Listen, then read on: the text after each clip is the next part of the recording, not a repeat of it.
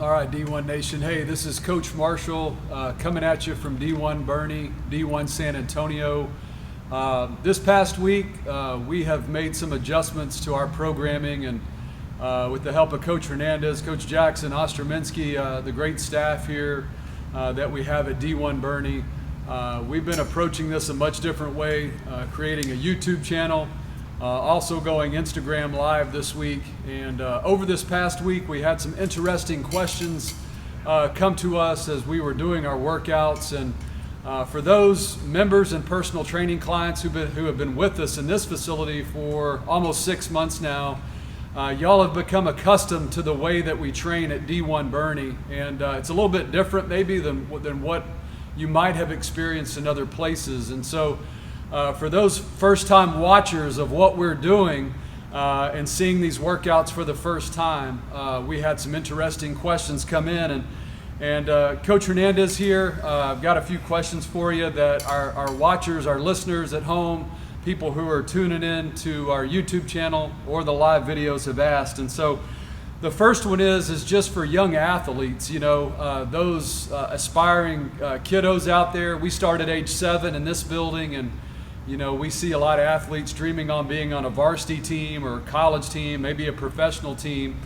Mike, where do you strike the balance on just technical training versus those broad athleticism gains? Yeah, I think that's a phenomenal question. It's a good way to establish a mindset for a young athlete. I mean, just getting out and playing, is huge. It takes so many less reps when that young person's having fun and engaged in like a competition, a game type setting.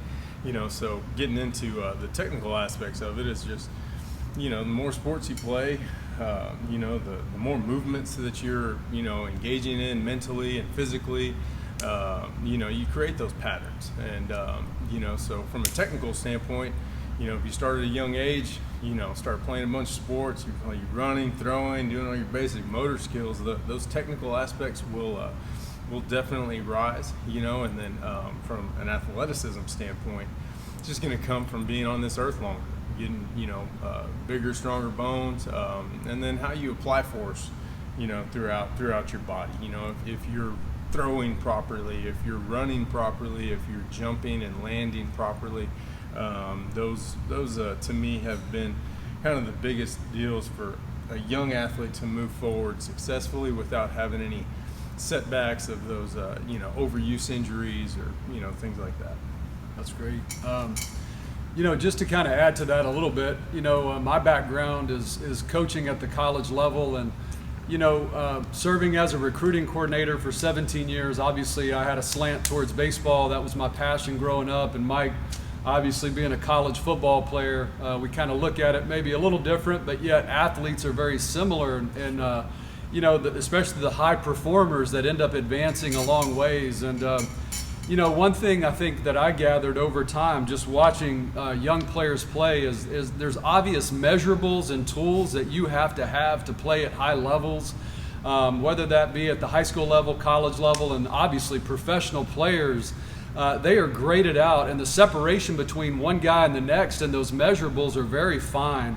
But when we see athletes come through the door and just watching and coaching and recruiting, there's different styles of athletes. There are guys that are fundamentally sound that spend hours upon hours of drill work and mechanics and doing the fine details of their sport.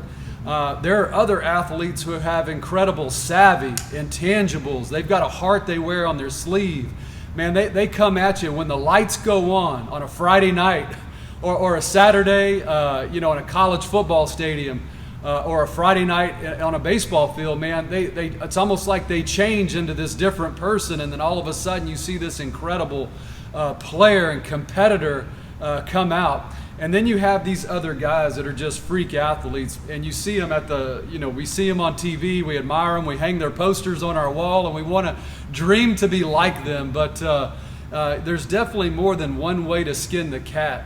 And whenever you put all of these things together, that's when you really see these incredible athletes that we all admire and want to be like. So, second question that came in, really has to do with D1 and how we're different.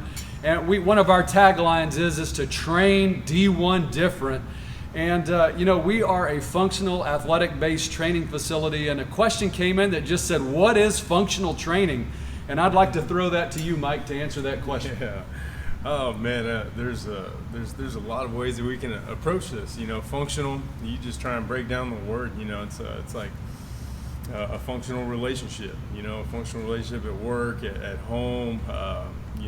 With God. It has to be functional. It has to have a purpose. So if looking around behind us, we don't have any weight stack machines. We don't have anything that you can kind of just do without some sort of a mental focus. So, attacking the functionality, but, for our adults, it starts with just, not getting hurt for one, quality longevity. If you know the why behind a movement, you're going to get a lot further adaptations behind it. And that's why everything that we do here it is a lot different than, what you would do, kind of going to a bigger place and having a game plan, and then hey, that piece of equipment's taken up, or it's kind of a beautiful thing about where we're at right now is that we have beautiful turf and all kinds of stuff. You can use your imagination, get out there in the driveway, and just as long as you're engaged properly, mechanically, just paying attention to every part of your body, it becomes functional. And then us knowing you, setting goals. Oh my gosh! We know a lot about every single one of our people that come through the door. So I know that a certain motor function might be hard for one of our athletes, and it might be super easy for another one of our athletes. But the common denominator is, it's effort and technique. So functional training, it's just got to mean something to you. If you got a fight or flight situation and you need to jump up on your hands and run away on a handstand, we'll practice some handstands, but for right now, we're kind of sticking on our feet.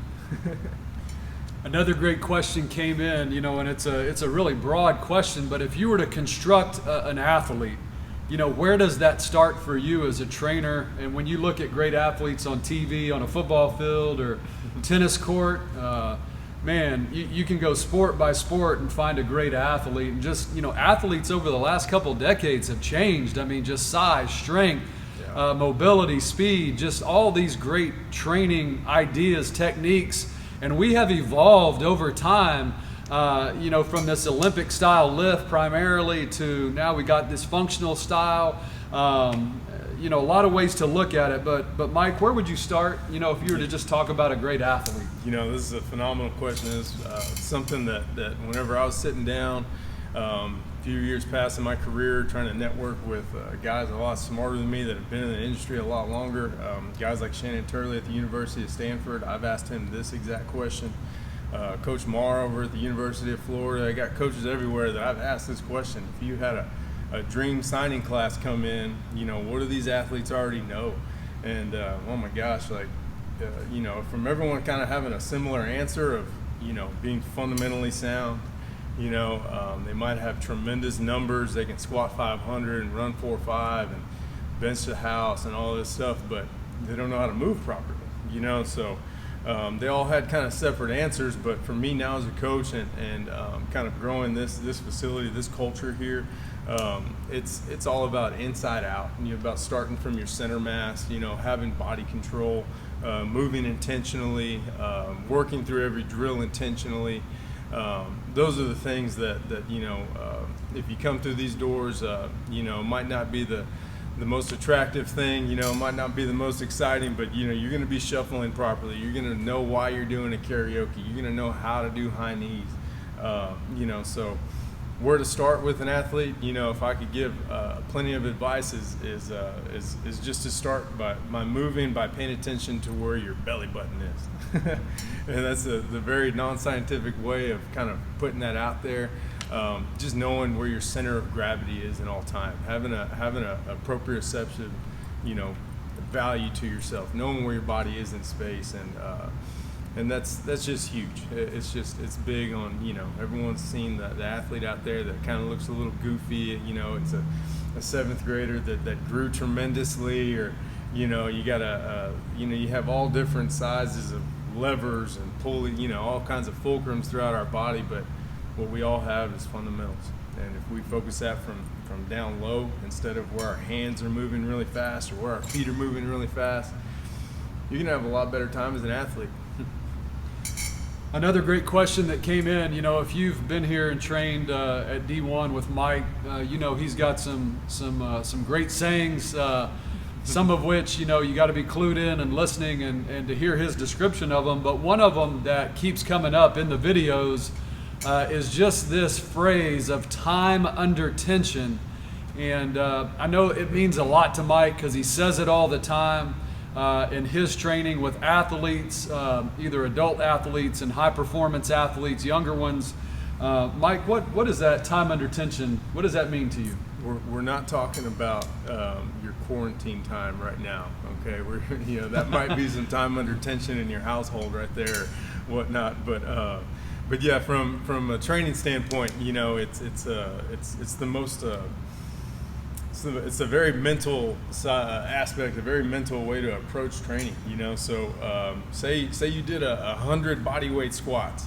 And even if you put a medicine ball right underneath you and you tap the exact same depth every time, just that change of direction with your hips, that it might have taken you half a second to get down and half a second to explode right back up. Say if you threw a bar on your back and you got 400 pounds and you're moving it as slow as a house, and then that change of direction,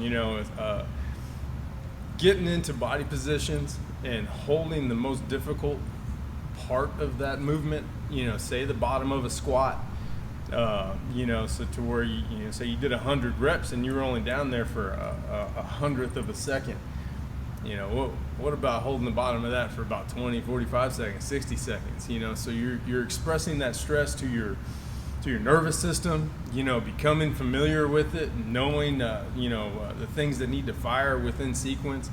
It also gives us a lot of time to coach. It gives us we can point out a body position, a mechanic, a knees shifting, a shoulder dropping, something that you might not have known about yourself before because you were kind of just speeding through it. A lot of athletes have done it that way and been successful for a long time. I was one of them. I moved without a purpose in the squat rack for a while, and my junior year in college, focused on getting way over 500. Got to that 560, and it was just if you know me, you know all the injuries I've had. That season was the most injury-ridden one I had. Dislocated the shoulder 5 times, this one 6 times, just from not paying attention to the technique and expressing the right stress to my nervous system. So time under tension is just is difficult. It's tough. It's something that our nation needs right now. Get your mind off of something else, and things start burning. And I got another funky saying: where focus goes, energy flows. So if you can turn yourself into a hybrid athlete, that hey, I'm at the holding the bottom of a squat, and my quads are getting tired. All right, let me turn on my hips and glutes. Oh man, my quads get a break, and then let me turn on my hamstrings. Let me turn on my core and see how everything gets lighter. If you've been in a class with me, we've kind of gone through that, and it's kind of eye-opening, to say the least. So it's a magnificent deal. It's something that it's a new way of training that is in my mind it's going to take over a majority of how we go moving forward.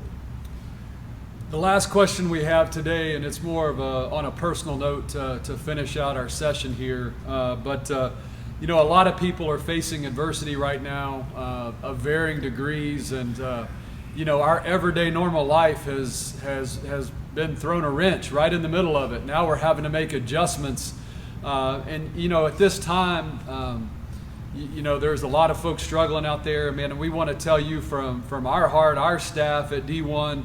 That we're praying for you guys. We hope that you're praying for us too. But just in this time, Mike, I think as athletes, as coaches, we've both dealt with adversity.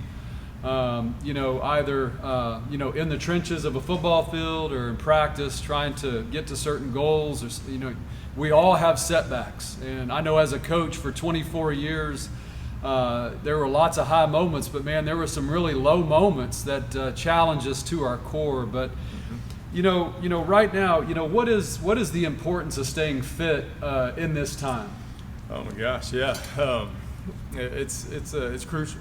You know, finding a way not only just to keep your mind active, you know, when everything's you know, in somewhat of a imbalance. You know, everyone's out of a routine. I'm a creature of habit. Everyone knows how OCD I am. You know, taking the same drive to work every morning, seeing the same people, seeing, you know, going through workouts, engaging with people of all different kinds of backgrounds. I mean, everyone's kind of, that's all nullified right now, you know. So, you know, staying healthy, keeping your immune system alert, keeping, you know, circulation, keeping things going. I mean, that's always been a big part of just staying healthy. I mean, if you're one of those people that's always sickly, you know, that's what you're going to identify yourself as. If you're you know, if you walk around because you're constantly putting bad foods in your body, you're eventually going to, it's hard to feel good about yourself at that point, you know. So from a health standpoint, you know, just staying healthy, staying active, you know, moving. That's huge. And then just the adversity behind everything. You know, ultimately we're all facing some sort of adversity right now, and as a, you know, everyone that, you know, everyone that's been on a team, you've faced some sort of adversity. I mean, that's what's tremendous about high school sports, especially here in Texas with football, baseball, basketball. I mean, we know how competitive it is. Everyone's seen some sort of failure. You know, I have a totally different outlook on failure now. You know, I've failed over and over and over again, and that's why I'm successful as a husband, a father, a coach. Just understanding that there's no such thing as failure. You know, pushing through, overcoming big barriers, small barriers. There's nothing that should be neglected in those terms. As soon as we give up on something, as soon as we don't care anymore, or say, hey, you know what, I'm not any good at that, so I'm just going to keep on not being any good at that, that's a degree of failure. You know, so you know, I could dip into any point of my life that I know that my character's been challenged. You know, my leadership's been challenged, but ultimately, you know, staying mentally engaged, staying positive, staying encouraging. You know, it's contagious, and I think we need that right now in our nation. No doubt, for sure. Well, hey, thank you so much for tuning in. We look forward to seeing you guys next week. We'll be hitting Instagram Live on Monday, Wednesday, and Thursday of next week, both from D1 Bernie and D1 San Antonio. Also be on the lookout on YouTube on Tuesday and Friday of next week. We'll have another question and answer session at the end of next week. But thank you so much. God bless you guys, and we'll look forward to seeing you at D1 Bernie very soon.